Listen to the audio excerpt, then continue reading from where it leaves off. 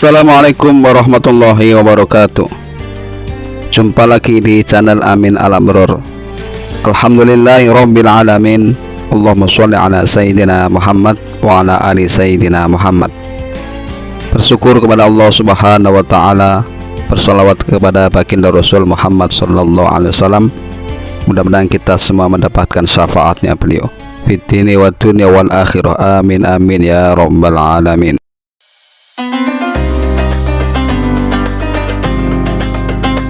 Kisah wali Allah Uwais Al-Qarni. Uwais Al-Qarni seorang pemuda yang hidup pada zaman Rasulullah sallallahu alaihi wasallam. Arti Al-Qarni sendiri dalam bahasa Arab adalah penghuni langit. Uwais adalah seorang pemuda yang berasal dari negeri Yaman.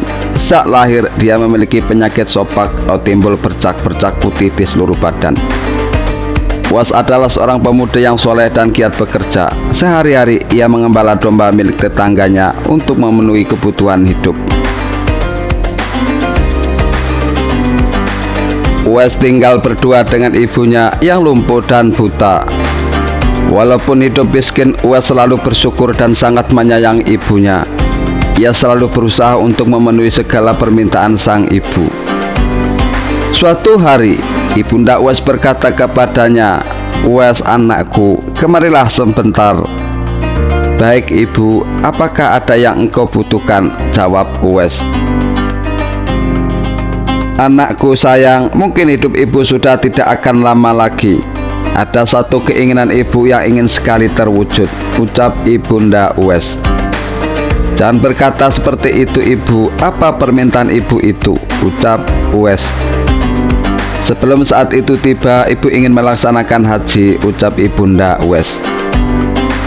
Mendengar perkataan ibunya, Uwais hanya merenung sambil berpikir, "Aku sangat ingin mewujudkan permintaan ibu. Mohon ibu bersabar sampai saat musim haji tiba. Aku akan mencari cara agar kita bisa pergi ke Mekah untuk melaksanakan ibadah haji." "Oh, terima kasih nak," ucap ibunda Uwais. Ibunda Uwais sangat amat bahagia dan memeluknya sampai menangis. Suatu ketika, saat Uwais sedang mengembalakan kambing, ia berkata, "Ya Allah, bagaimana cara hamba untuk membawa ibu hamba yang lumpuh dan buta untuk pergi ke Mekah? Sedangkan jarak dari Yaman ke Mekah sangatlah jauh. Melewati padang pasir yang tandus, biasanya orang-orang pergi ke sana menggunakan unta. Sedangkan seekor domba pun aku tidak punya, apalagi seekor unta." Uwais terus berpikir dan merenung, dan akhirnya ia menemukan suatu ide. Keesokan harinya, Uwais menemui pemilik domba dan membeli satu ekor domba untuk dipelihara. Namun uangnya hanya cukup untuk membeli satu ekor anak domba. Setiap hari Uwais menggendong anak domba itu untuk naik turun bukit, dan orang-orang yang lewat tertawa melihat tingkah Uwais. Salah seorang berkata, "Hai, coba lihatlah apa yang dilakukan dengan anak domba itu. Dasar orang aneh, hahaha." Temannya pun menyahut hal tersebut dengan berkata, "Uwais gila, Uwais sudah gila." Uwais tidak mendengar cemoohan dari orang-orang, sebab saat ini yang ada di pikirannya adalah ibunya. 8 bulan berlalu dan tibalah pada musim haji. Anak domba Uwais juga semakin bertambah besar. Beratnya pun mencapai 100 kg. Begitu pula dengan Uwais yang badannya semakin kekar dan bertenaga berkat latihannya setiap hari. Beban berat yang dipikulnya tidak terasa lagi. Sekarang semua orang tahu bahwa apa yang dilakukan Uwais adalah bentuk pengorbanannya kepada sang ibu. Kemudian Uwais menggendong ibunya sambil berjalan kaki dari kota Yaman menuju Mekah. Sesampainya di kota Mekah, Uwais tetap menggendong ibunya untuk bertawaf. Di hadapan Ka'bah, ibu dan anak berdoa, "Ya Allah, ampunilah semua dosa ibuku," ucap Uwais. "Bagaimana dengan dosamu anakku?" ucap sang ibu. "Dengan terampuninya dosa ibu, maka ibu akan masuk surga. Cukuplah ridho Allah yang mengantarkanku ke surganya Allah," ucap Uwais. Allah Subhanahu wa taala mendengar doa dari ibu dan anak tersebut. Seketika penyakit sopak yang diderita Uwas sembuh dan hanya tertinggal satu bulatan putih di tangannya. Sekembalinya di Mekah, Uwas meminta izin kepada ibunya untuk pergi ke kota Madinah. Uwas ingin sekali bertemu dengan Nabi Muhammad SAW. Dengan berat hati, ibunya mengizinkan Uwas berangkat. Setelah urusanmu selesai, cepat pulang ya nak, ucap sang ibu. Sesampainya Uwas di kota Madinah, Uwas segera mencari rumah Rasulullah SAW. Setelah menemukan rumah Rasulullah SAW, Uwas segera mengetuk pintu dan mengucapkan salam. Keluarlah istri Nabi Muhammad SAW, yaitu Aisyah radhiyallahu anha. Seraya berkata bahwa Nabi sedang tidak di rumah. Dia sedang berperang dan tidak tahu pasti kapan kembali, mungkin sebulan atau beberapa bulan lagi. Mendengar hal tersebut, Uwas bingung sebab dihadapkan dengan dua pilihan, yaitu menunggu Rasulullah pulang atau kembali ke kota Yaman. Kemudian Uwas pamit sambil berkata, baiklah kalau begitu saya pamit. Sebab ada seorang ibu yang tidak bisa saya tinggal lama-lama di rumah. Sampaikan salam saya kepada Rasulullah SAW jika beliau sudah kembali dari perang. Terima kasih. Uwas pun kembali ke Yaman dengan perasaan haru dan sedih. Di satu sisi Uwas sangat ingin bertemu dengan Nabi Muhammad SAW, namun di sisi lain ia sangat mengkhawatirkan kondisi ibunya. Akhirnya ia memilih untuk segera pulang ke Yaman. Peperangan telah usai, Nabi Muhammad pun telah kembali ke kota Madinah. Aisyah pun menceritakan perihal pemuda yang mencari beliau. Nabi pun mengatakan bahwa Uwas adalah pemuda yang sangat taat kepada ibunya. Oleh sebab itu, Uwas sangat terkenal di kalangan penduduk langit seperti yang tersebut dalam hadis Muslim Syarah An-Nawawi nomor 254-2. Dikatakan bahwa sebaik-baik tabi'in adalah Uwas Al-Qarni.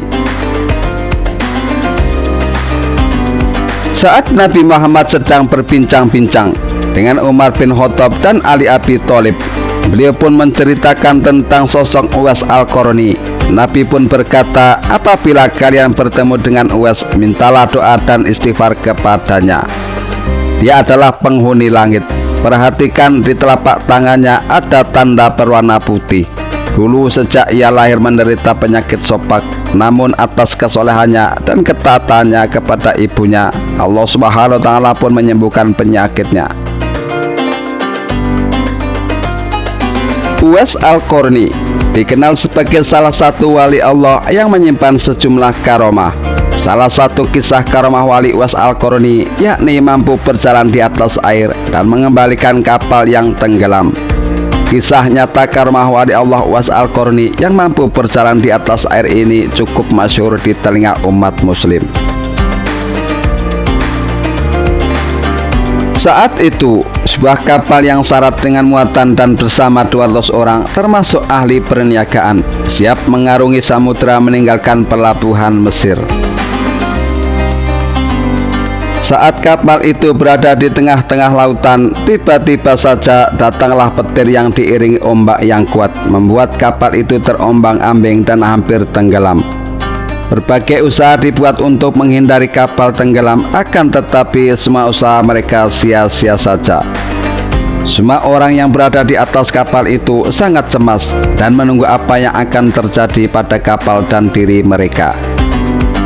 Ketika semua orang berada dalam keadaan cemas, terdapat seorang laki-laki yang sedikit pun tidak merasa cemas. Ia nampak begitu tenang sembari berzikir kepada Allah Subhanahu wa taala. Kemudian lelaki itu turun dari kapal yang sedang terombang-ambing dan berjalanlah dia di atas air serta mengerjakan sholat di atas air. Beberapa awak kapal yang melihat perilaku lelaki yang berjalan di atas air itu langsung saja berkata, Wahai wali Allah, tolonglah kami, janganlah tinggalkan kami, ujar salah satu dari mereka. Lelaki itu tidak memandang ke arah orang yang memanggilnya. Awak kapal itu kemudian memanggilnya lagi. Wahai wali Allah, tolonglah kami, janganlah tinggalkan kami, ujar mereka. Kemudian lelaki itu menoleh ke arah yang memanggilnya dengan berkata, ada masalah apa? Jawab lelaki itu seolah tidak mengetahui apa-apa. Wahai wali Allah, tidakkah kamu hendak melihat tentang kapal yang hampir tenggelam ini? Katanya. Dekatkan dirimu kepada Allah, jawabannya. Apa yang mesti kami buat? Tanya mereka. Tinggalkan semua hartamu, jiwamu akan selamat, tegas lelaki itu. Mendengar perintah itu, nampaknya mereka sanggup untuk meninggalkan harta mereka asalkan jiwa mereka selamat. Wahai wali Allah, kami akan membuang semua harta kami asalkan jiwa kami semua selamat, ujarnya. Turunlah kamu semua ke atas air dengan membaca bismillah, kata wali Allah itu. Dengan membaca bismillah, maka turunlah satu persatu dari mereka ke atas air dan berjalan menghampiri wali Allah yang sedang duduk di atas air sambil berzikir.